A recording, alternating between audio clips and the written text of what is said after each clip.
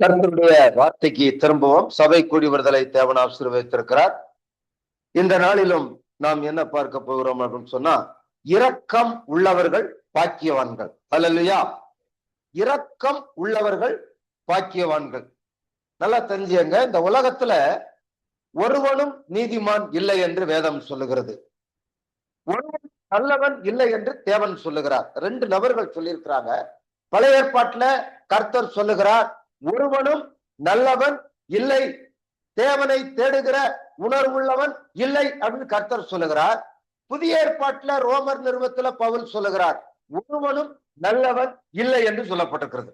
அப்ப இந்த உலகத்துல சின்ன ஊழியக்காரனா இருந்தாலும் சரி, பெரிய ஊழியக்காரனா இருந்தாலும் சரி, யாராக இருந்தாலும் சரி, ஒருவனும் நல்லவன் இல்லை என்று வேதம் சொல்லுகிறது. ஆனால் ஆண்டவரை ஏற்றுக்கொண்டு மனம் திரும்பி ஆண்டவரை இரட்சகராக ஏற்றுக்கொண்டு ஞானஸ்நானம் பெற்று ரட்சிக்கப்பட்டவர்கள், இயேசுவின் ரத்தத்தினால் கழுவப்பட்டவர்களை நீதிமான்கள் என்று சொல்லுகிறது. ஆனால் அவன் நீதிமான் கிடையாது. அவன் பாவத்திலே விழுகிறான், இடறி விழுகிறான், மறுபடி எழும்புகிறான், இயேசுவை பின்பற்றுகிறான். வேதம் என்ன சொல்லுகிறது?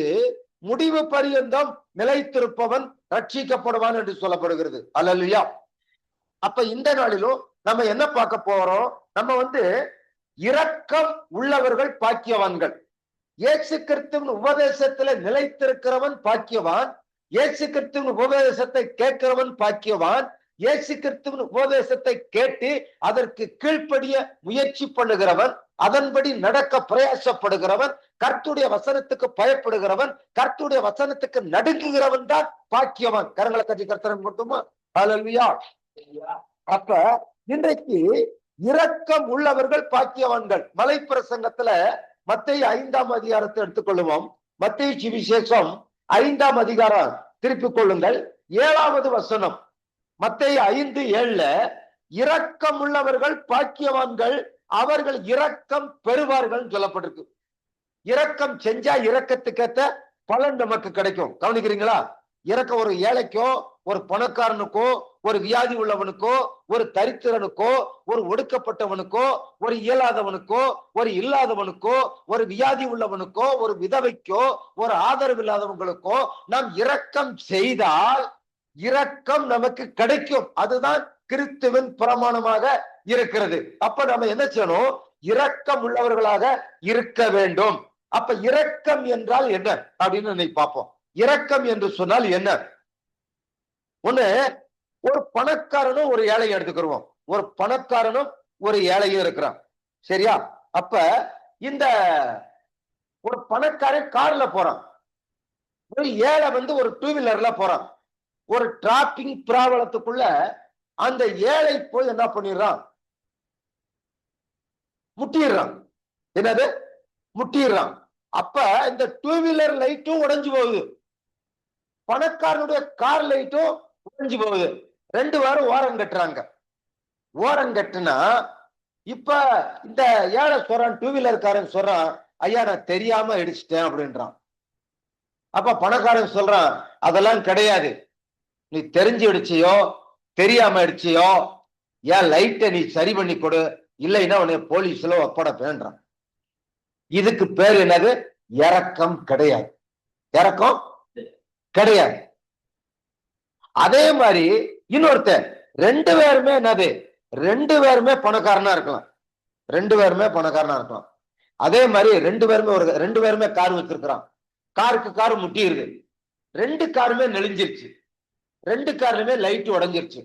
கர்த்தருடைய கிருபையினால மனிதர்களுக்கு சேதம் இல்ல, காருக்கு தான் சேதம். 2 காருக்குமே சேதம். அப்ப 2 பேருமே வாதாட்டம் பண்றாங்க. இல்ல நீ தான் இடிச்ச, இல்ல நீ தான் இடிச்சிட்ட, இல்ல நீ ஏன் லைட்டை செய்ய வண்டியை சரி பண்ணி கொடுக்கணும், இல்லைன்னா போலீஸ்ல ஒப்படைக்கிறேன் அப்படின்றாங்க. இதுவும் இரக்கம் கிடையாது. 3வது ஒரு கூட்டத்தை பார்க்கிறோம். அல்லது இருவருமே ஏழையாக இருக்கிறாங்க. என்னது? 2 பேருமே ஏழை. 2 பேருமே 2 வீலர்ல வந்திருக்கலாம். 2 வீலருக்கு 2 வீலரு இடிச்சிருச்சு. 2 லைட்டுமே பேக்ல இருக்கிற லைட்டு உடைஞ்சிருச்சு. முன்னால பேக்ல இருக்கவனுக்கு முன்னால இருக்க லைட் உடைஞ்சிருச்சு, முன்னால போனவனுக்கு பின்னால லைட் உடைஞ்சு வச்சு. இப்ப 2 பேருமே வாதாட்டம் பண்றாங்க. நீங்க தான் வந்து இடிச்ச. இல்லங்க நான் சரியாத்தான் போனேன், நீங்க தான் திருப்பிட்டீங்க, தெரியாம வந்து மோதிருச்சு. இல்ல அதெல்லாம் எனக்கு தெரியாது, ஏன் லைட்டை சரி பண்ணி கொடுத்தா தான் உன்னைய விடுவேன். அப்ப இது வந்து இரக்கம் கிடையாது. சரிங்களா? அப்ப ரெண்டாவது ஒண்ண பார்ப்போம். இப்ப ரெண்டாவது வந்து ஒரு ஏழையும் ஒரு பணக்காரனும் போறாங்க, வண்டியில போறாங்க. இந்த ஏழை வந்து பணக்காரன் கார்ல மோதிட்டான்னு வைங்க. மோதிட்ட உடனே இவன் இந்த ஏழை சொல்றான், ரெண்டு பேருமே இறங்குறா, ஓரம் கட்டுறான்.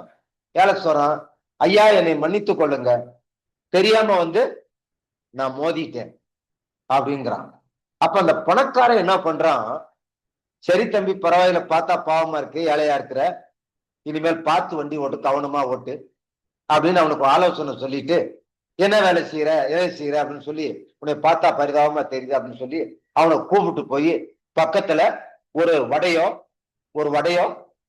டீயோ வாங்கி கொடுத்து, அல்லது ஒரு சாப்பாடு, ஒரு உணவு வாங்கி கொடுத்து, சரி பரவாயில்ல, என் கார் லைட்டா நான் சரி பண்ணிக்கிறேன், பாவம் நீ போவா, லைட் உடஞ்சு வச்சு அந்த லைட்டை போய் ஒர்க் ஷாப்ல போய் பக்கத்துல போய் சரி பண்ணிக்க அப்படின்னு சொல்லி ஒரு 500 ரூபாய் கொடுக்குறான்.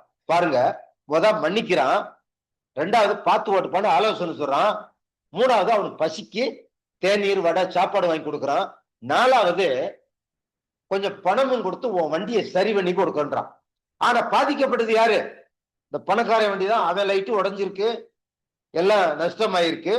ஆனாலும் என்ன செய்யறான், அவன் இத்தனை காரியங்களை செய்யறான். இதுக்கு பேர் தான் இரக்கம் காண்பிப்பது. கரங்களை தட்டி கத்துறாங்க. அல்லேலூயா. பதிலுக்கு பதிலு, பல்லுக்கு பல்லு, அடிக்கு அட, உதைக்கு உதை செய்யறது கிறிஸ்தவ பிரமாணம் அல்ல. ஆனா இன்னைக்கு இருக்கிற ஊழியக்காரனும் சரி, விசுவாசிகளும் சரி, துப்பரவா நான் பார்த்த அளவுல சொல்றேன், ஒரு ஊழியக்காரன் கூட ரட்சிக்கப்படவும் கிடையாது. நான் பார்த்த அளவுல 25 வருஷமா பாக்குறேன், ஊழியக்காரன் ஒருத்தன் கூட ரட்சிக்கப்பட்டவும் கிடையாது, விசுவாசிகளும் ரட்சிக்கப்பட்டவும் கிடையாது. ஒரு சின்ன கோபத்தை தாங்க முடியாது, நான் நிறைய காரியங்களை சொல்லலாம். இதை நிமித்தம் நிறைய ஊழியக்காரன் என்னுடைய அனுபவத்துல மதுரையில இறந்திருக்கான் கொஞ்ச வயசுல. காரணம்னா அவன் செய்த செய்கைகள் சரியில்லை, கிரியைகள் சரியில்லை. அப்ப ஏழைக்கு இறங்குகிறவன் கர்த்தருக்கு கடன் கொடுக்கிறார், அவன் கொடுத்ததை கர்த்தர் திரும்ப கொடுப்பாருன்னு இருக்கு. அல்லேலூயா. அப்போ இரக்கம் பாராட்டுதல் மேன்மை பாராட்டுன்னு சொல்லப்பட்டிருக்கு.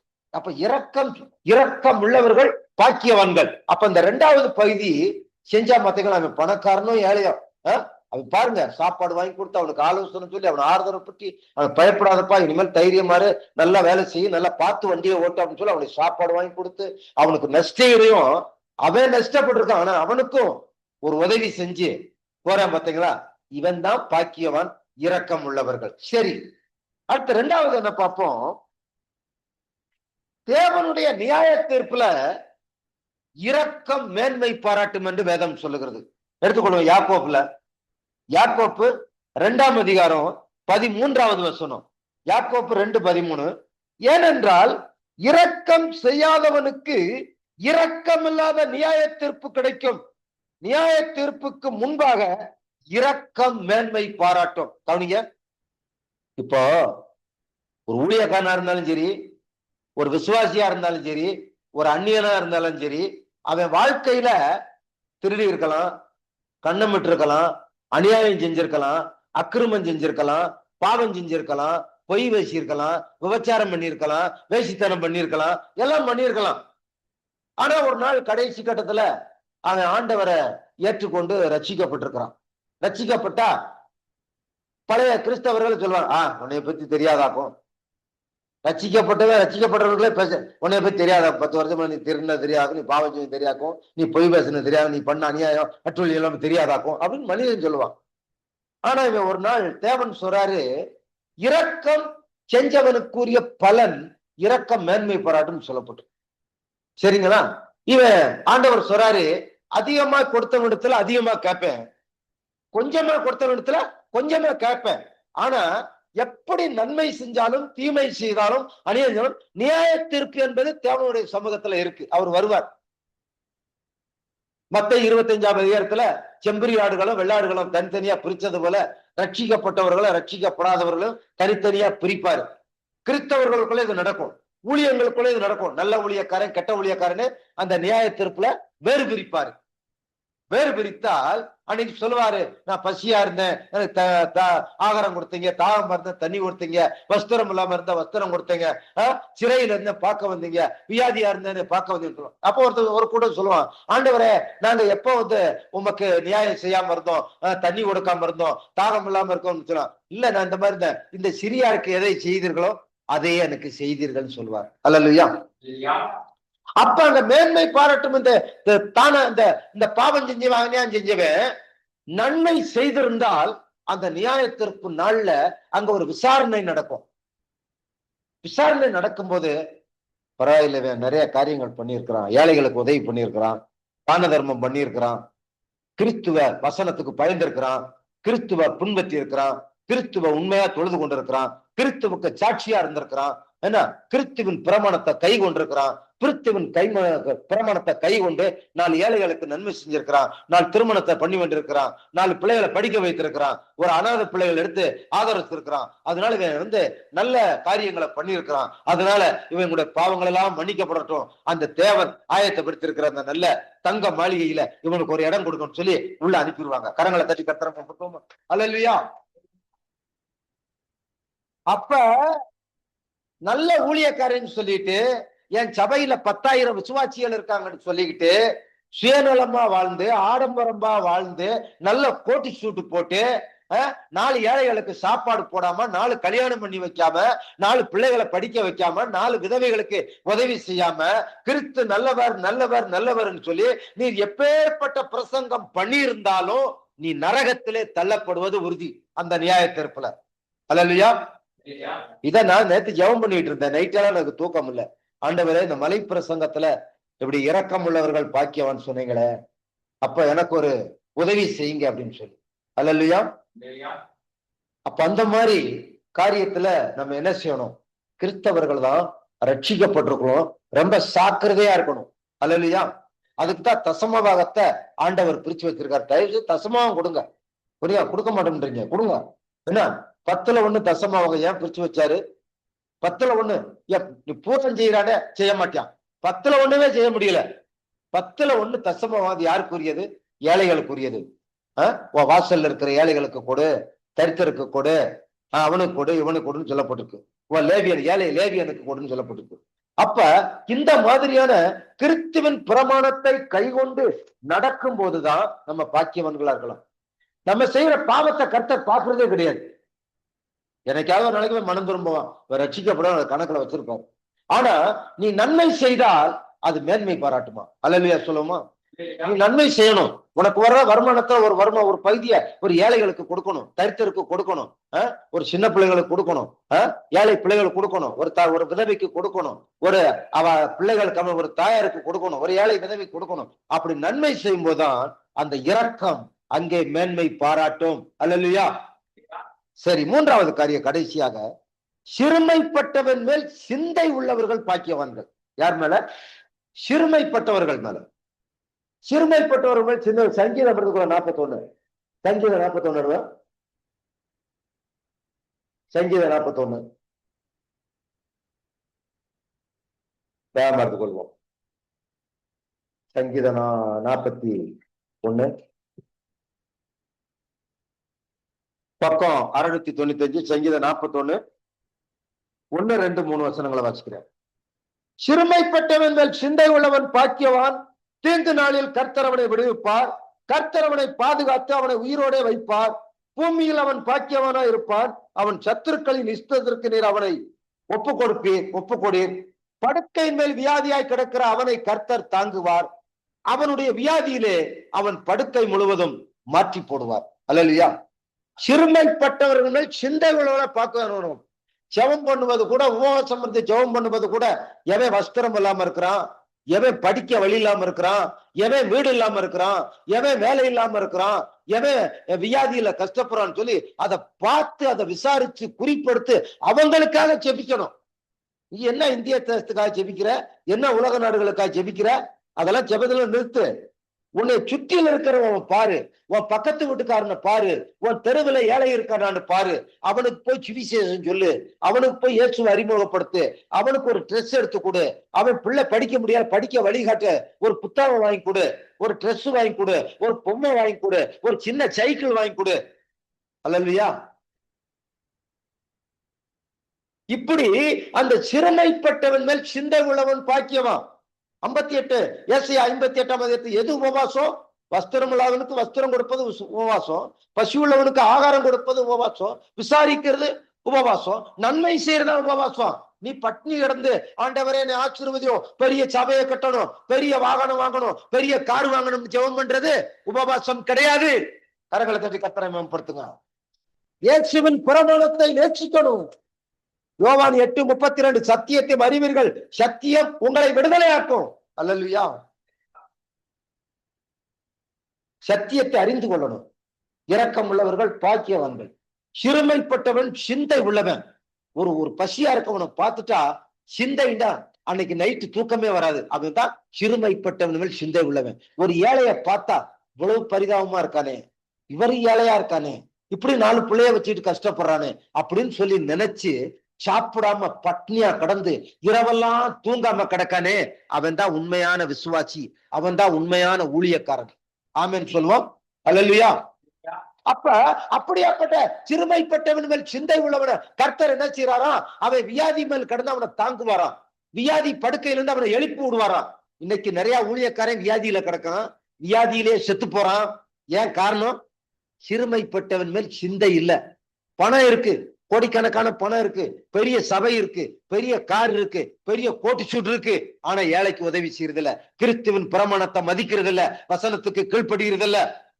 இயேசு நல்லவர்னு பேர் சுவிசேஷ ஊழியம் செய்யறான், வேணும் ஊழியம் செய்யறான், டிராட்சி ஊழியம் செய்யறான், உபவாச கூட்டம் நடத்துறான், ஆன்லைன் பிரேயர் நடத்துறான், எல்லாம் செய்யறான். ஏன் வியாதியில கிடக்கான்? ஏன் பலவீனத்துல கிடக்கான்? ஏன் அவன் குடும்பத்துல சாபம் வருது? காரணம் என்ன? கிறிஸ்துவின் பிரமாணத்தை நேசிக்கவில்லை, கிறிஸ்துவின் பிரமாணத்தை மதிக்கவில்லை, கிறிஸ்துவின் வசனத்துக்கு நடுங்கவில்லை, கிறிஸ்துவின் வசனத்துக்கு கீழ்ப்படியவில்லை. எல்லா ஊழியமும் நடக்குது. நீ எந்த ஊழியம் செஞ்சு என்ன பலனு, என்ன பிரயோஜனம்? ஒண்ணுமே கிடையாது. நியாய தீர்ப்புல உனக்கு மேன்மை கிடைக்காது. நியாய தீர்ப்புல கூட உனக்கு மேன்மை கிடைக்காது. அல்லேலூயா. நீ நன்மை செஞ்சிருந்தா, நீ தான தர்மம் முடிச்சிருந்தா, நீ ஏழைக்கு இறங்கி இருந்தா, உனக்கு நியாய தீர்ப்புல உனக்கு மேன்மை கிடைக்கும். பரலோகத்துக்குள்ள போறதுக்கு உனக்கு வழி பிறக்கும். அல்லேலூயா. அப்ப பாருங்க, அந்த மாதிரியாக நம்ம செய்யணும். ஆரம்ப நிலையை மறக்க கூடாது. ஒரு விசுவாசியா இருந்தாலும் சரி, ஊழியக்காரனா இருந்தாலும் சரி, ஆரம்ப நிலையை மறக்க கூடாது. சிறு உதவிகளுக்கு நன்றி சொல்லணும். உயர்வோ தாழ்வோ எந்த நிலையிலும் கர்த்தரின் வசனத்திற்கு மாறாக வாழக்கூடாது. நன்மை செய்ய வேண்டும், தான தர்மம் செய்ய வேண்டும், உதவிகள் செய்ய வேண்டும், அன்பு காட்ட வேண்டும், மன்னிக்க வேண்டும், அரவணைக்க வேண்டும். இதுவே கிறிஸ்துவின் பிரமாணங்கள். இவ்விதமாய் செய்கிறவர்களே பாக்கியவான்கள். இவ்விதமாய் செய்யாதவர்களின் செபங்களோ உபவாசமோ ஊழியமோ ஒரு நாளும் ஜெயம் பெறாது. ஆமென் சொல்லுவோம். அல்லேலூயா. நீ இன்னைக்கு எவ்வளவு பெரிய ஊழியம் செய்யலாம், எவ்வளவு பெரிய பணக்காரனா இருக்கலாம், பெரிய சபை வச்சிருக்கலாம், பெரிய கார் வச்சிருக்கலாம், தேவனுடைய நியாய தீர்ப்புல நீ தப்பவே முடியாது. தப்ப முடியாது. ஆமா, அவர் பார்த்துக்கிட்டே இருக்கிறார். பூமி எங்கும் அவருடைய கண்கள் உலாவிக் கொண்டே இருக்கிறது. அல்லேலூயா. அப்போ அந்த மத்தேயு 5:7 இரக்கம் உள்ளவர்கள் இரக்கம் செய்வார்கள். அல்லேலூயா. நஷ்டப்பட்டாலும் சரி, நான் வாக்கு மாற மாட்டேன் அப்படின்றார் தாவீது. அல்லேலூயா. நஷ்டப்பட்டாலும் ஆணையிட்டதை நிறைவேற்றாமல் விட மாட்டேன் அப்படின்றார் தாவீது. அதை போலதான் இந்த ஆக்சிடென்டான காரியத்துல ஒருத்தன் முட்டிட்டான், பரவாயில்லப்பா மன்னிக்கிறான், அவனுக்கு தேநீர் வாங்கி கொடுக்கறான், சாப்பாடு வாங்கி கொடுக்கறான். அவனுக்கு இவன் பாதிக்கப்பட்டிருக்கான், ஆனா அவனுக்கு பணம் கொடுத்து போ உன் வண்டியை சரி பண்ணிக்க, நல்லா இருக்குன்னு சொல்லி அனுப்புறான்.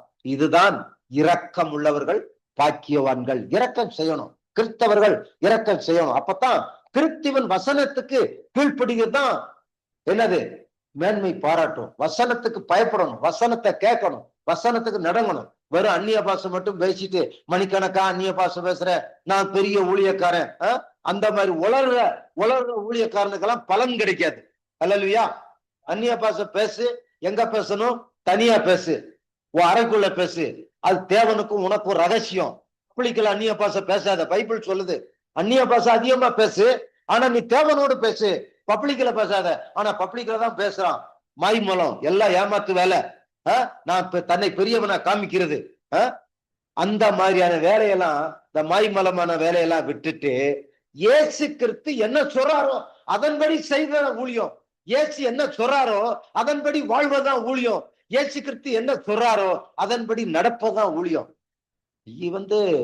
நீ நற்செய்தி ஊழியம் செய்ய, ஆத்துமாதாய ஊழியம் செய்ய, பிரசங்கம் பண்ணு, என்ன செஞ்சாலும் நீ தான தர்மம் பண்ணாம, நன்மை செய்யாம, உதவி செய்யாம, ஏழைகளை நேசிக்காம, அரவணைக்காம, மன்னிக்காம இருந்தால் நியாய தீர்ப்பிலே உனக்கு மேன்மை இருக்காது, இருக்காது, இருக்காது.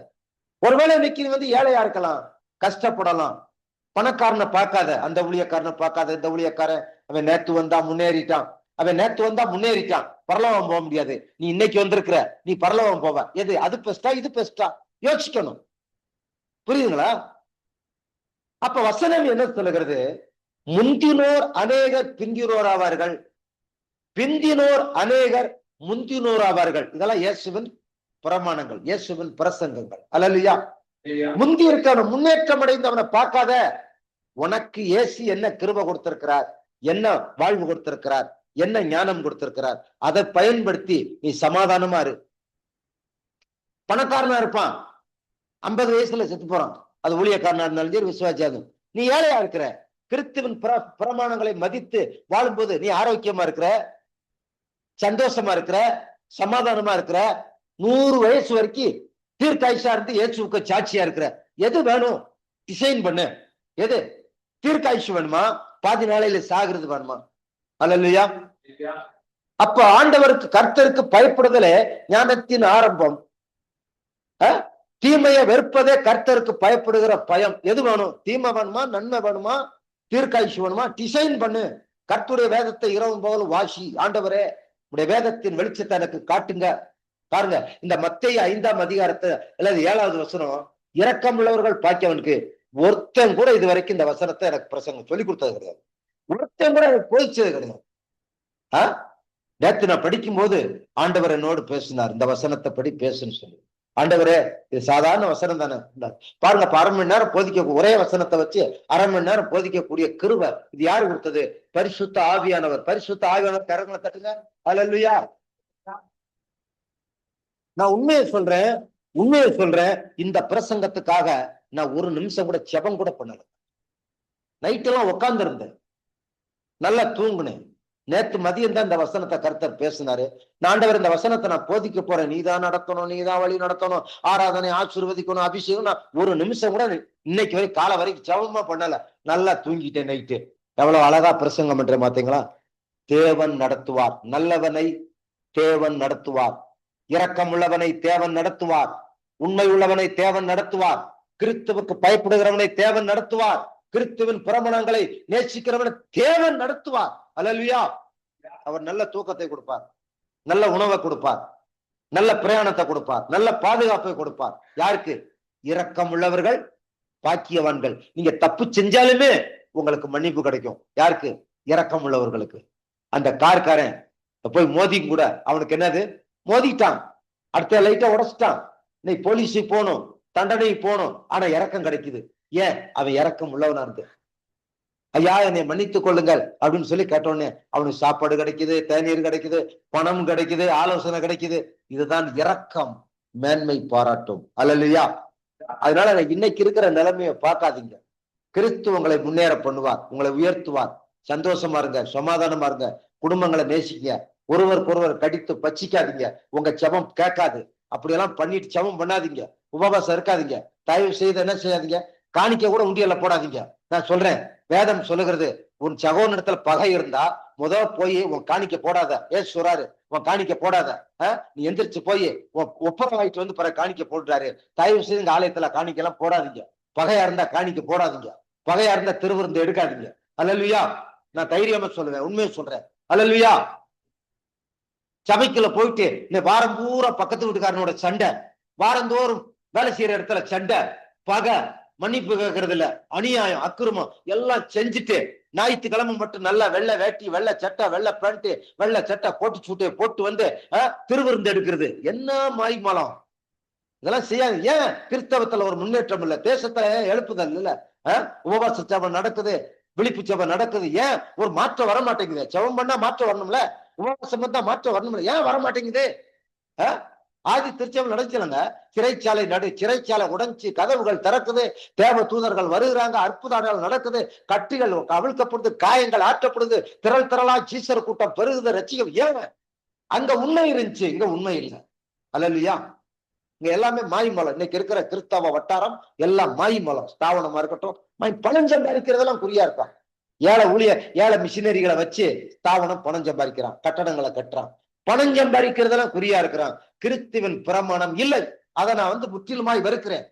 நான் நேற்று கூட ஆண்டவரே, நான் சாகந்தத்துக்கு ஏழையா இருந்தாலும் சரி, உங்களுடைய வசனத்தை மீறி இருக்கக்கூடாது, என்னை காத்துக்கொள்ளணும் தான் ஜெபம் பண்றேன்.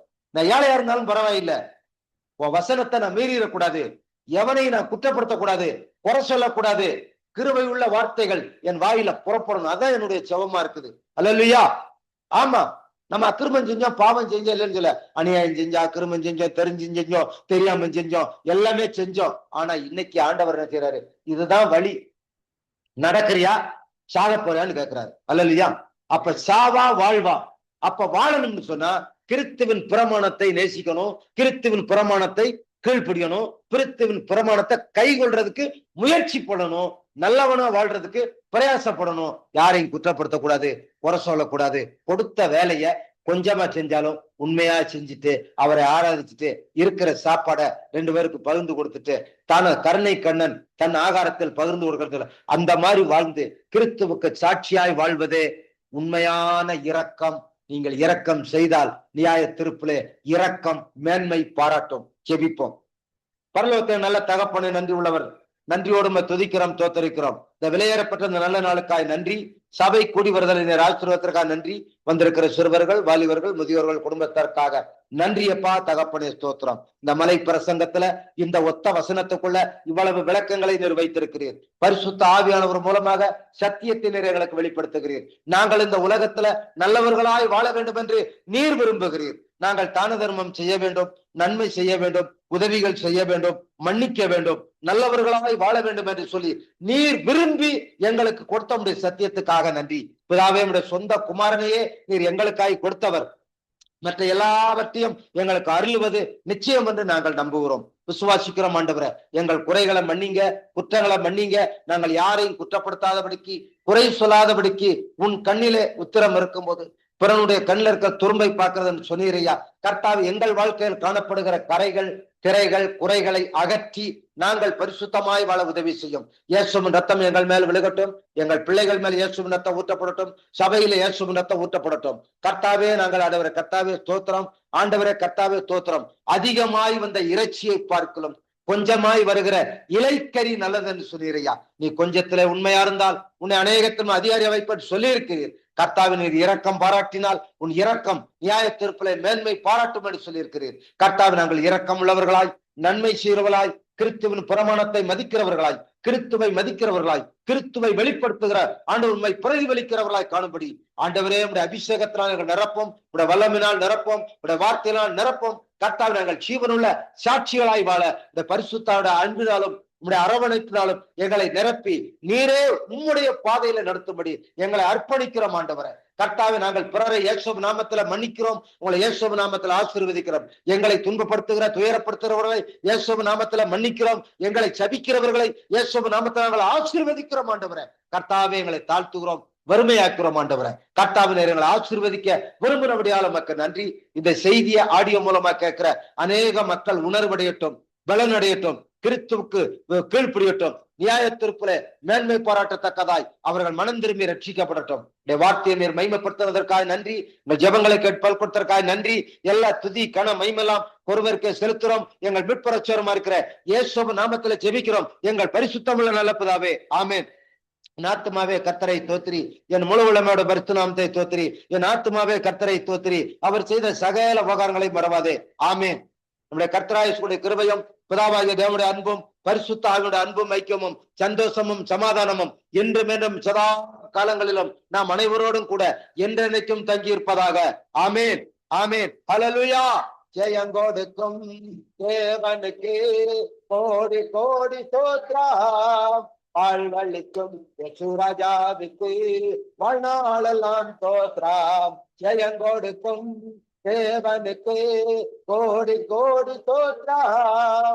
வாழ்வழிக்கும் யேசுராஜாவுக்கு வாழ்நாளெல்லாம் ஸ்தோத்திரம். அல்லேலூயா, அல்லேலூயா. பாடுவேன் ஆனந்த தோணியால் உயர்த்துவேன். அல்லேலூயா, அல்லேலூயா. பாடுவேன் இந்த தோணியால் உயர்த்துவேன். ஜெயங்கொடுக்கும் தேவனுக்கு கோடி கோடி ஸ்தோத்திரம். வாழ்வழிக்கும் யேசுராஜாவுக்கு வாழ்நாளெல்லாம் ஸ்தோத்திரம். அல்லேலூயா, அல்லேலூயா. கர்த்தர் தாமே உங்களை ஆசீர்வதிப்பார். சமாதானத்தோடு போய் கடவோம். God bless you, God bless you, God bless you.